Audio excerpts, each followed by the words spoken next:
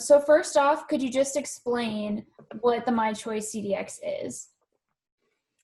Sure. myChoice CDx is the most comprehensive tumor test to determine HRD status in patients with ovarian cancer.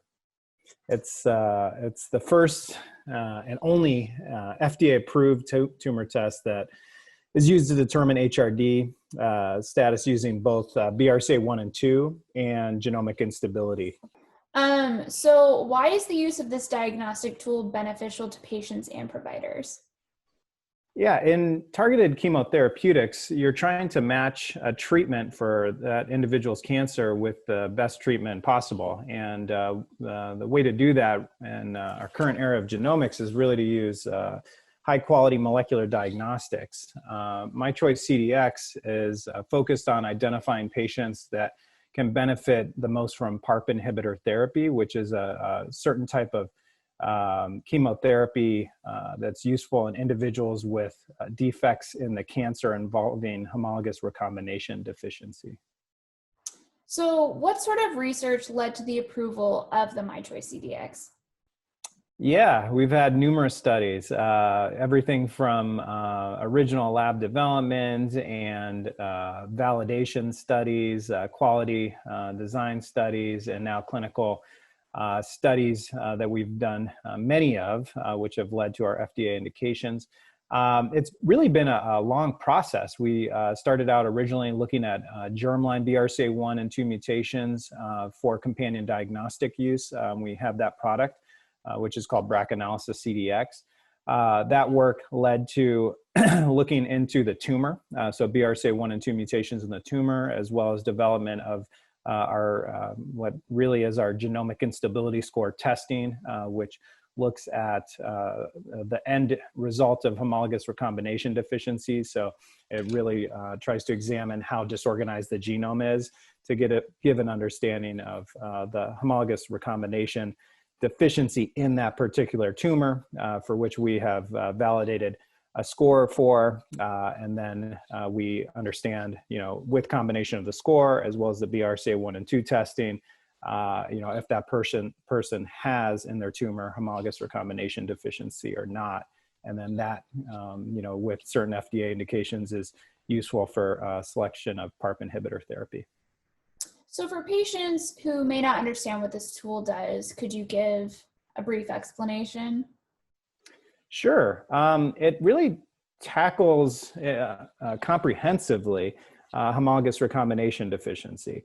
And to take a step back, I mean, in a perfect world, you would be able to actually assay the real-time protein function of homologous recombination deficiency. But there's really no easy way to do that, and there's no labs that do it. You'd have to have fresh tissue and real-time platforms and assays and everything.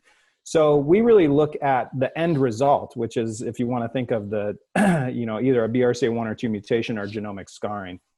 And for the BRCA1 and 2 mutation status, we look at the tumor for what's our product myChoice CDx, and we look at sequence variants that may be in the tumor, and we also look at large rearrangements that may be in those genes in the tumor.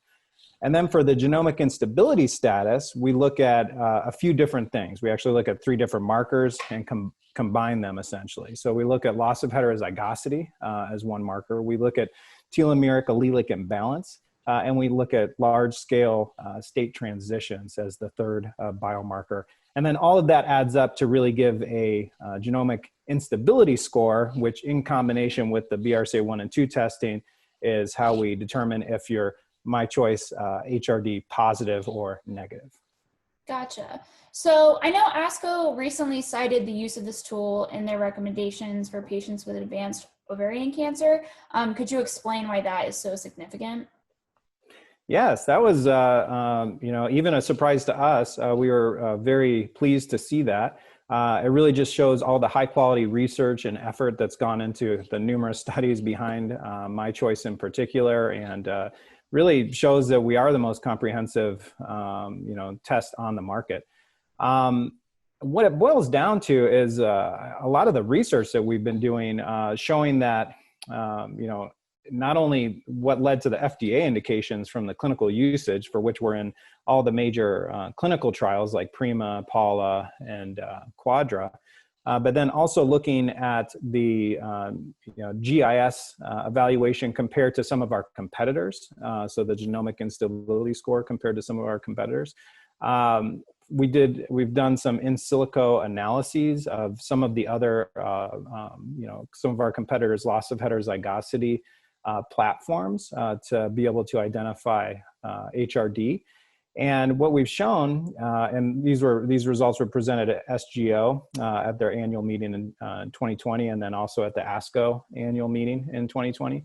What we ultimately showed is that using myChoice CDx really ends up picking up an extra 34% of people that would have otherwise been missed by using just loss of heterozygosity alone.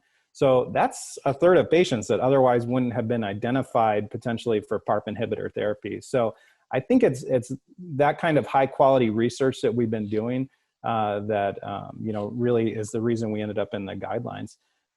So we were all very pleased to see that, and also we were the only named companion diagnostic in those guidelines, even though there are other companion diagnostics in the space, like many companies testing for BRCA1 and 2, et cetera. So moving forward, is there any sort of ongoing research of the myChoice CDx for other indications? Yes, we are absolutely looking at it across multiple cancers right now. We have numerous, pharmaceutical companies that we're working with to look at the applicability in different tumor types. It's a very fast-moving field. PARP inhibitor therapies have really been taking off recently. With all these new FDA approvals that have been going on and upfront treatment, as well as late line, recurrence. And it's led to significant advances for ovarian cancer. I mean, really, the field hasn't moved that much in a long time when it comes to treatment for ovarian cancer. So this is such an exciting time for ovarian cancer patients right now because, we are really moving the needle on progression-free survival and overall quality of life.